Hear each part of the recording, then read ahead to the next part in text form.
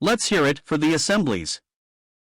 There is a reasonable doubt whether any Christian fellowship suffers so much self-criticism as the Assemblies. They are not unlike the soldier who shoots himself in the leg, quite oblivious of the enemy who lurks outside. We are living on a range where, unlike the song, seldom is heard an encouraging word. And even more seldom a word of appreciation. Why is it that critics who have had a rich heritage in Assemblies now turn and bite the hand that fed them? Why don't they balance their fault-finding with gratitude? David J. Hasselgrave, a missionary author, had his roots in the Pentecostal movement. He subsequently changed his church affiliation but had enough class to express public thanks for what the Pentecostal fellowship had meant to him. He wrote, "Although my present identification is not with that denomination, I have through the years counted some of my most committed family members and friends within that same communion of the Pentecostal movement. And I am happy to do so. For even though my affiliation has changed, I still owe a debt to my Pentecostal upbringing that will never be fully repaid." In his early Christian life, Dr. Ironside was with the Salvation Army. Subsequently, he left a fellowship in the Assemblies. I have been told that throughout his ministry, he carried a Bible bound with red leather, read first and foremost for the blood of Christ, but also read for the Salvation Army. Then, of course, he went on to become pastor of Moody Church, but in all my contacts with him, I never heard him say a disloyal word about the Assemblies. He consistently encouraged me to continue to fellowship with them.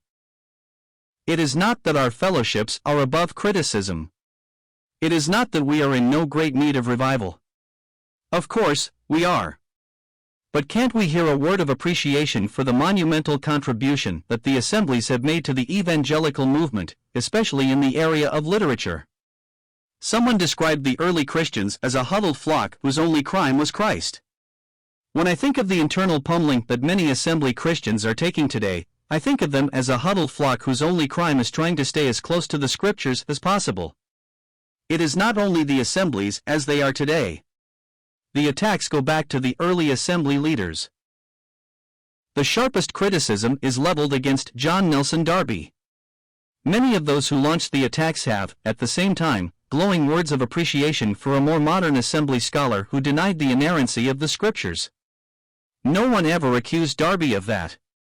He knew that if the Bible contains error, it is not divinely inspired. Sure, we do not agree with everything Darby taught. But doesn't he deserve a salute for his accomplishments? He tramped for months on end over the Wicklow Mountains of Ireland and saw hundreds of Roman Catholics won to Christ. Then he moved to the continent and ministered for 26 years without unpacking his suitcase. He often subsisted for days at a time on acorns and milk. New Testament assemblies were established wherever he went. He was an authentic church planter. One day he sat in a cheap Italian boarding house, cupped his chin in his hands, and sang, "Jesus, I my cross have taken, all to leave and follow thee." It was true. Darby translated the Bible into English, French, and German. One such translation would normally be considered a lifetime work. His collected writings fill 34 volumes. His synopsis of the books of the Bible has been used far beyond the confines of the Assemblies. And even some of his most ardent critics have been known to sing his hymns, songs of spiritual depth and worship. The entire evangelical world is indebted to him for his monumental contribution to the restoration of dispensational truth, the truth of the New Testament Church, the pre-tribulation rapture, and the premillennial return of Christ.